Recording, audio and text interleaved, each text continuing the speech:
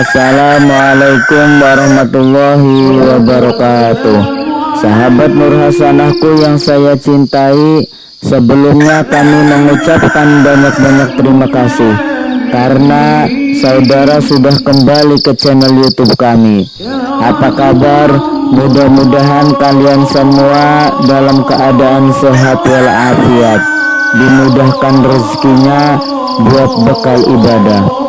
Oke sahabat Nur Hasanahku, kali ini kami akan membagikan salah satu kisah salah satu murid Sunan Gunung Jati yang pertama kali mendirikan Jakarta dan melawan pasukan Portugis. Sebelumnya perlu diketahui, sejarah Sunan Gunung Jati dan Jakarta tak bisa dipisahkan. Hanya saja seringkali terjadi kerancauan antara nama Fathahillah dengan Syarif Hidayatullah yang bergelar Sunan Gunung Jati. Orang menganggap Fathahillah dan Syarif Hidayatullah adalah satu, tetapi yang benar adalah dua orang. Buku Kisah dan Ajaran Wali Songo karya Haji Lauren Rasyidi menceritakan, Syarif Hidayatullah, cucu Raja Pajajaran, adalah seorang penyebar agama Islam di Jawa Barat yang kemudian disebut Sunan Gunung Jati. Sedangkan Fathahillah adalah seorang pemuda Pasai yang dikirim Sultan Trenggono, pembantu Sunan Gunung Jati, berperang melawan penjajahan Portugis. Bukti bahwa Fathahillah bukan Sunan Gunung Jati adalah makamnya dekat Sultan Gunung Jati yang ada tulisan Tubagus Pasai Fatullah atau Fathahillah atau Faletehan menurut lidah orang Portugis. Syarif Hidayatullah dan ibunya Syarifah Mudaim datang di negeri Caruban Larang, Jawa Barat pada tahun 1475. Sesudah mampir dahulu di Gujarat dan Pasai untuk menambah pengalaman, kedua orang itu disambut gembira oleh Pangeran Cakrabuana dan keluarganya.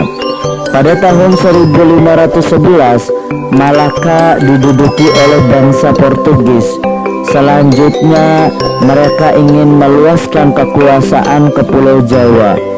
Pelabuhan Sunda Kelapa yang jadi incaran mereka untuk menancapkan kukuh penjajahan. Demak Bintoro tahu bahaya besar yang mengancam Kepulauan Nusantara.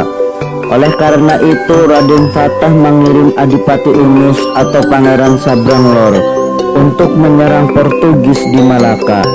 Tapi usaha itu tak membuahkan hasil. Persenjataan Portugis terlalu lengkap dan mereka terlanjur mendirikan benteng yang kuat di Malaka.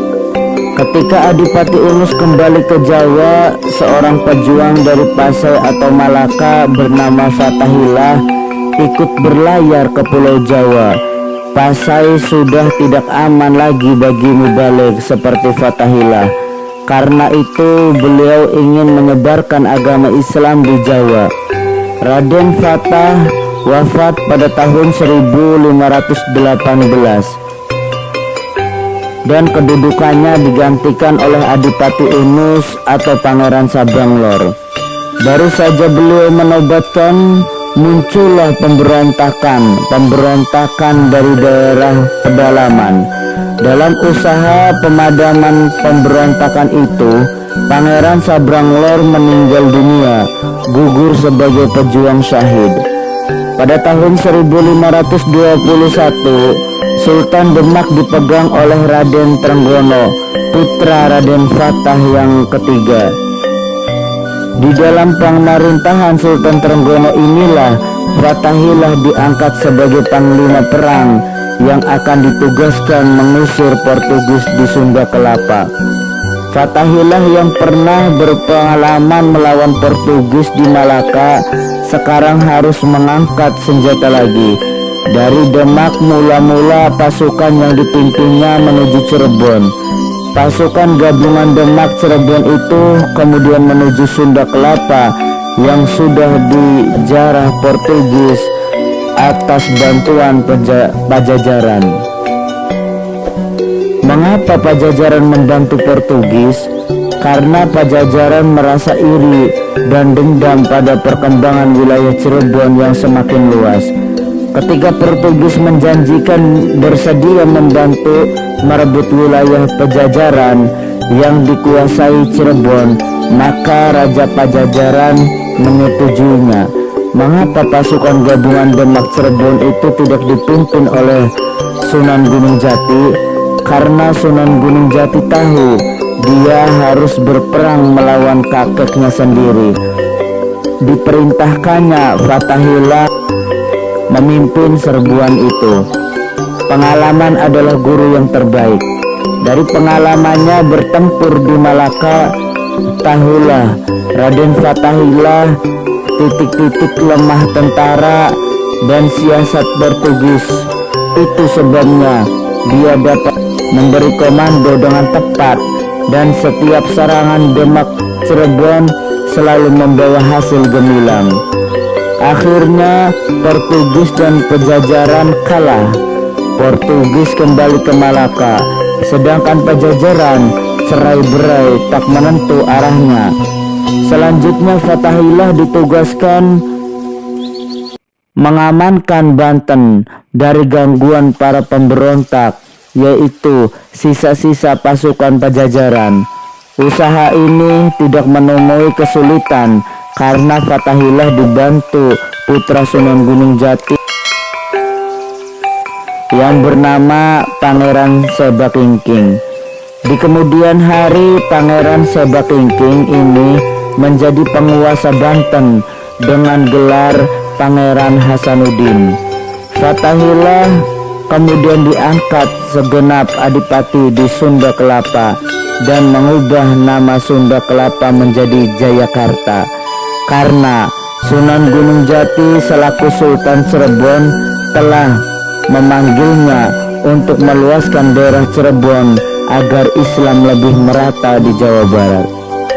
Berturut-turut Fatahillah dapat menaklukkan daerah Talaga, sebuah negara kecil yang dikuasai Raja Buddha bernama Prabu Pacukuman. Kemudian kerajaan Galuh yang hendak meneruskan kebesaran Pajajaran. Raja Galuh ini bernama Prabu Cakraningrat dengan senopatinya yang terkenal yaitu Arya Tuban. Tapi Galuh tak dapat membendung kekuatan Cirebon. Akhirnya raja dan senopatinya tewas dalam peperangan itu. Kemenangan demi kemenangan berhasil diraih Fatahillah. Akhirnya Sunan Gunung Jati memanggil ulama dari Pasai itu ke Cirebon. Sunan Gunung Jati menjodohkan Fatahillah dengan Ratu Wulung Ayu. Sementara kedudukan Fatahillah selaku Adipati Jayakarta kemudian diserahkan kepada Ki Bagus Angke. Ketika usia Sunan Gunung Jati sudah semakin tua, beliau mengangkat putranya yaitu Pangeran Muhammad Arifin sebagai Sultan Cirebon. Kedua dengan gelar Pangeran Pasara Pasarean. Fatahillah yang di Cirebon sering disebut Ki Bagus atau Kiai Bagus atau Kiai Bagus Pasai, diangkat menjadi penasehat sang Sultan Sunan Gunung Jati. Lebih memusatkan, diangkat menjadi penasehat sang Sultan. Sunan Gunung Jati lebih memusatkan daripada penyiaran dakwah Islam di Gunung Jati atau pesantren Pasambangan. Namun 5 tahun sejak pengangkatannya, mendadak Pangeran Muhammad Arifin meninggal dunia mendahului ayahandanya. Kedudukan Sultan kemudian diberikan kepada Pangeran Sebakingking yang bergelar Sultan Maulana Hasanuddin dengan kedudukannya di Banten. Sedangkan Cirebon walaupun masih tetap digunakan sebagai kesultanan, tapi sultannya hanya bergelar adipati, yaitu Adipati Cirebon I. Adipati Cirebon I ini adalah menantu Fatahillah.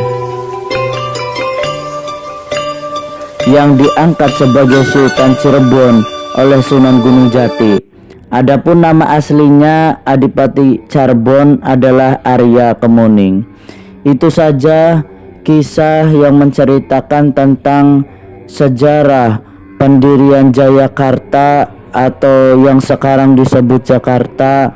Yang pertama-tama, Sunan Gunung Jati mengutus Raden Fatah atau Fatahillah untuk memberantas penjajahan Portugis.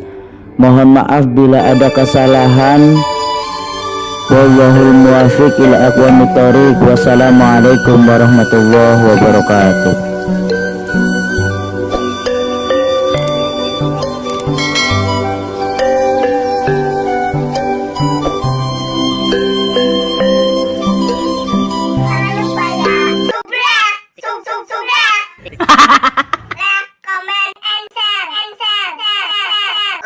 Cepetan, cepetan. Makasih ya. Makasih ya. Bye bye. Bye bye.